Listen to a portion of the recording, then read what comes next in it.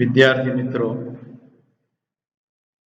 ધોરણ 9 અંગ્રેજી unit number 6 the night train at Deoli.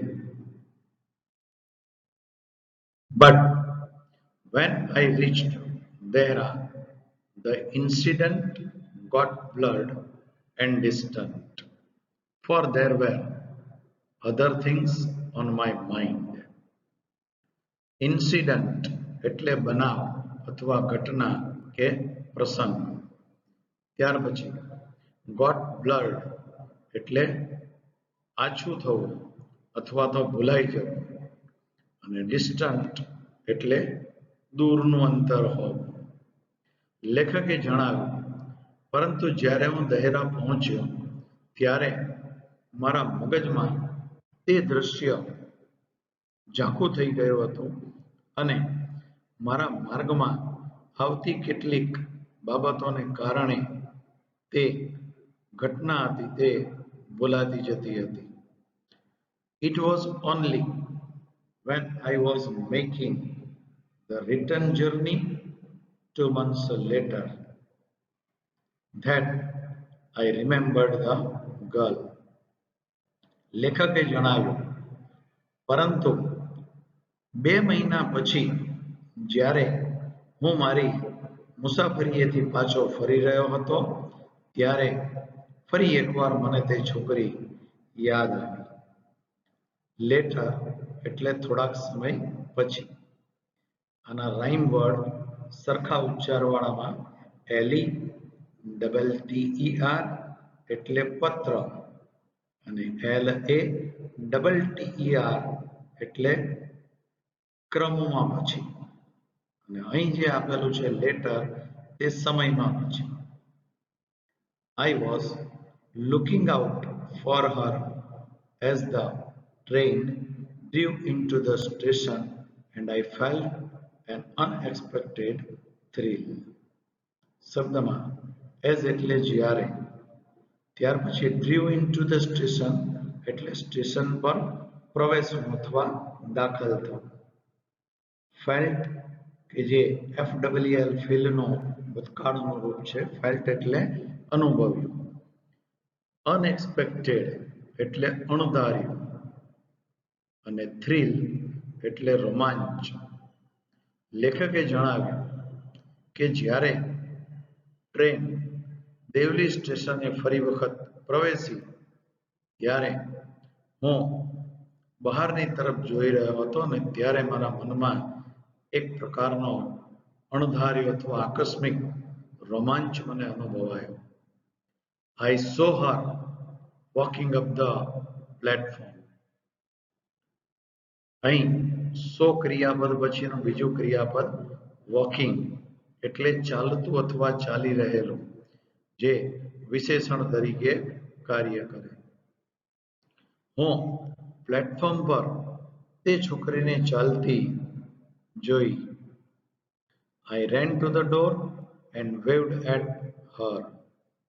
શબ્દમાં વેવ એટલે હાથ ઊંચો કરવો.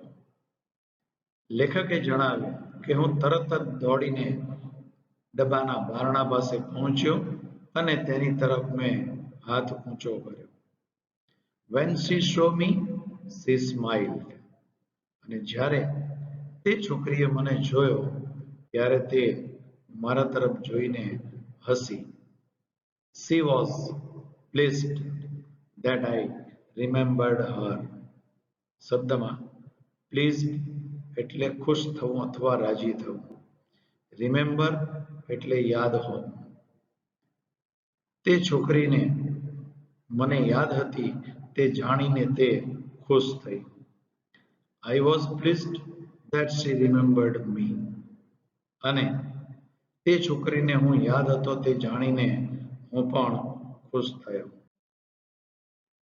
She did not start selling baskets but came straight to the tea stall. તેણે ટોપલીઓ વેચવાનું શરૂ કર્યું નહીં, પરંતુ તે સીધી જ ચાની દુકાનની પાછળ આવી. Her dark eyes were suddenly filled with light. શબ્દમાં સડનલી એટલે આકસ્મિક, ફિલ્ડ વિથ લાઇટ એટલે તેજસ્વીતાથી ભરેલું અથવા આશ્ચર્યથી ભરેલું. મેં જોયું કે તેની કાળી આંખો ખૂબ જ આશ્ચર્યથી ભરેલી હતી. We said nothing for some time, but we spoke without words. શબ્દમાં વિધાઉટ એટલે વગર અથવા સિવાય. તેમણે જણાવ્યું કે થોડાક સમય સુધી અમે કંઈ પણ બોલ્યા નહીં, પરંતુ શબ્દો ઉચ્ચાર્યા વગર પણ અમે મનમાં વાતો કરી. I felt the impulse to put her on the train there and then and take her away with me. શબ્દમાં ફેલ્ટ ઇમ્પલ્સ એટલે ખૂબ જ લાગણી થવી અથવા તીવ્ર ઈચ્છા હોવી. લેખકે જણાવ્યું કે તે સમયે હું તે છોકરીને મારી સાથે ટ્રેનમાં લઈ જાઉં તેવી મને ખૂબ જ તીવ્ર ઈચ્છા થઈ. I could not bear the thought of watching her vanish into the darkness of Devli station. Bear એટલે સહન કરવું. Could ઓક્ઝિલરી છે સહાયક ક્રિયાપદ તરીકે. ત્યાર પછી થોટ એટલે વિચાર અને વેનિશ એટલે અદૃશ્ય થવું અથવા દેખાવું નહીં. લેખકે જણાવ્યું કે દેવલી સ્ટેશનના અંધકારમય વાતાવરણ અદૃશ્ય થતો જોઈને તે વિચારને હું સહન કરી શક્યો નહીં. I took the baskets from her hand and put them on the ground. મેં તેના હાથમાંથી ટોપલીઓ લીધી અને તે ટોપલીને મેં જમીન પર મૂકી. She put out her hand to take a basket, but I caught her hand and held it. શબ્દમાં હેલ્ડ એટલે પકડી રાખ્યું અને મૂળ રૂપ થાય HOLD. લેખકે જણાવ્યું કે તે છોકરીએ એક ટોપલી લેવા માટે તેનો હાથ તે ટોપલી પર મૂક્યો, પરંતુ મેં તે છોકરીનો હાથ પકડ્યો અને થોડાક સમય સુધી તે પકડી રાખ્યો. I have to go to Delhi, I said. ત્યારે મેં તે છોકરીને કહ્યું કે મારે દિલ્હી જવાનું છે. She nodded. I don't have to go anywhere. NOD ક્રિયાપદનું મૂળ રૂપ છે નોડ એટલે હકાર કે નકારમાં માથું ધોણાવવું. એનીવેર એટલે કોઈ જગ્યાએ. તે છોકરીએ પોતાનું માથું હલાવીને જવાબ આપતા કહ્યું કે મારે ક્યાંય જવાનું નથી. The guard blew his whistle and I hated the guard for doing that. શબ્દમાં HAT એટલે તિરસ્કારવું અથવા નફરત કરવી. તેટલામાં તે ટ્રેનના ગાર્ડે પોતાની સિસોટી વગાડી અને મને તેમ કરવા માટે તે ગાર્ડ પ્રત્યે નફરત થઈ. I will come again, I said. Will you be here? Be એટલે હોવું. લેખકે કહ્યું કે હું ફરી પાછો આવીશ. શું તું અહીં જ હોઈશ? She nodded. I do not have to go anywhere. ફરી વખત તે છોકરીએ માથું હલાવીને જવાબ આપતા કહ્યું કે મારે ક્યાંય પણ જવાનું નથી. She nodded again. ફરી એકવાર તે છોકરીએ પોતાનું માથું ધોણાવ્યું. The bell clenched and the train slid forward.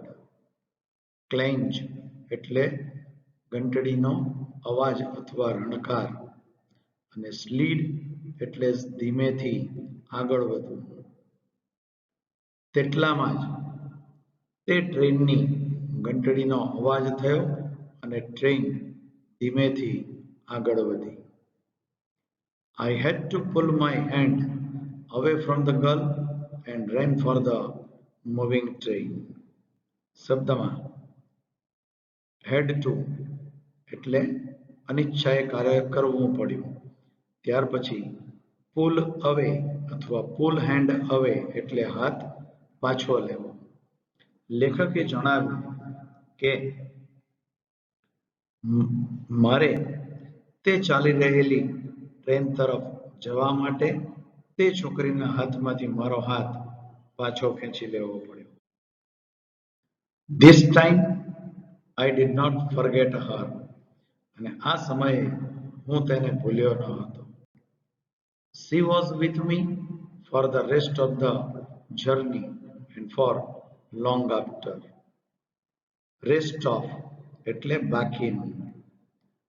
For long after એટલે ત્યાર પછીનો ઘણો સમય. લેખકે જણાવ્યું કે ત્યાર પછીની મારી મુસાફરીમાં તે મારી સાથે હતી અને ઘણા સમય સુધી મારી સાથે જ રહી. All that year she was a bright living thing. Bright એટલે તેજસ્વી. Living thing એટલે જીવંત વસ્તુ. સમગ્ર વર્ષ દરમિયાન તે મારા માટે એક તેજસ્વી અને જીવંત વસ્તુ હતી. And when the college term ended, I packed in haste and left for Dehra earlier than usual. College term એટલે કોલેજનું એક સત્ર. એન્ડ એટલે પૂરું થયું. પેક એટલે સામાન ભરવો. ત્યારબાદ ઇન હેસ્ટ એટલે ઉતાવળમાં. અને અર્લિયર ધેન કમ્પેરેટિવ ડિગ્રીનું રૂપ છે જેનો અર્થ થાય ના કરતાં વધારે વહેલું. અને યુઝ્યુઅલ એટલે સામાન્ય રીતે. લેખકે જણાવ્યું અને જ્યારે મારી કોલેજનું સત્ર પૂર્ણ થયું ત્યારે ખૂબ ઉતાવળથી મેં મારો સામાન બાંધ્યો અને કાયમ કરતાં થોડાક વહેલા સમયે હું દેહરા જવા માટે નીકળ્યો. I was nervous and anxious as the train entered Devli. Nervous એટલે ઉદાસ. એન્ક્સિયસ એટલે ચિંતિત. એઝ એટલે જ્યારે. લેખકે કહ્યું કે જ્યારે ટ્રેન દેવલી સ્ટેશને પ્રવેશી ત્યારે હું ઉદાસ અને ચિંતિત હતો. I was wondering what I should say to the girl and what I should do. અહીં વંડર એટલે વિચાર અને બીજો અર્થ થાય અદ્ભુત. વોટ એટલે શું અને શુડ એક શબ્દ ઓક્ઝિલરીમાં છે જોઈએ. હું તે છોકરીને મારે શું કહેવું જોઈએ અને શું કરવું જોઈએ તે અંગે વિચારી રહ્યો હતો. I was determined that I would not stand helplessly before her. Was determined તો નિર્ણય કરવો અથવા નિશ્ચય કરવો. અને helplessly એટલે નિસહાય બનીને. અને before એટલે નિસમક્ષ. લેખકે જણાવ્યું કે મેં નિર્ણય કર્યો કે હું તે છોકરીની સામે નિસહાય બનીને ઊભો રહીશ નહીં. The train came to Devli and I looked up and down the platform but I could not see the girl anywhere. Train Deoli station પર પહોંચી અને મેં પ્લેટફોર્મ પર આગળ અને પાછળ જોયું પરંતુ કોઈ પણ જગ્યાએ હું તે છોકરીને જોઈ શક્યો નહીં. I opened the door and stepped off the footboard. Stepped off એટલે પગથિયા પરથી નીચે ઉતરવું. મેં બારણું ખોલ્યું અને તે બારણાના પગથિયેથી નીચે ઉતર્યો. I was deeply disappointed. Deeply એટલે ખૂબ જ ગાઢ અથવા ગંભીર રીતે, અને disappointed એટલે હતાશ કે નિરાશ થઈ જવું. હું ખૂબ જ હતાશ થઈ ગયો હતો. I felt I had to do something, and so I ran up to the station master and said, "Do you know the girl who used to sell baskets here?" અહીં felt કે જે FWL ફીલનો ભૂતકાળનો રૂપ અર્થ થાય અનુભવ્યું. ત્યાર પછી used to, આ બે શબ્દો છે તે ભૂતકાળની કોઈક નિયમિત થતી ક્રિયાઓ દર્શાવવા માટે એક સહાયક ક્રિયાપદ તરીકે વપરાય, અને નિયમ પ્રમાણે તેના પછી આવતું ક્રિયાપદ મૂળ રૂપમાં આવે. લેખકે જણાવ્યું કે હું કંઈક એવું અનુભવી રહ્યો હતો અને હું સ્ટેશન માસ્ટર પાસે દોડી ગયો અને ત્યાં જઈ મેં તેમને પૂછ્યું કે શું તમે તે છોકરીને ઓળખો છો કે જે અહીં વાંસની ટોપલીઓ વેચતી હતી? No, I don't, said the station master. Station માસ્તરે જવાબ આપ્યો કે ના, હું તે છોકરીને જાણતો નથી. The train was moving out of the station and I had to run up the platform and jump for the door of my compartment. Compartment એટલે રેલવેનો મુસાફરી માટેનો ડબ્બો. ટ્રેન સ્ટેશન તરફથી આગળ વધી રહી હતી અને મારા ડબ્બાના બારણામાં જવા માટે મારે પ્લેટફોર્મ પર દોડીને કૂદકો મારવો પડ્યો. As Devli platform vanished, I decided that one day I would have to break journey there. As એટલે જ્યારે અને ત્યારે. Vanished એટલે અદૃશ્ય થવું અથવા દેખાવું નહીં. લેખકે જણાવ્યું કે જ્યારે દેવલી સ્ટેશન દેખાતું બંધ થયું ત્યારે મેં નિર્ણય કર્યો કે એક દિવસ અવશ્ય હું મારી મુસાફરીએ જતો હોઈશ ત્યારે અહીં રોકાઈશ.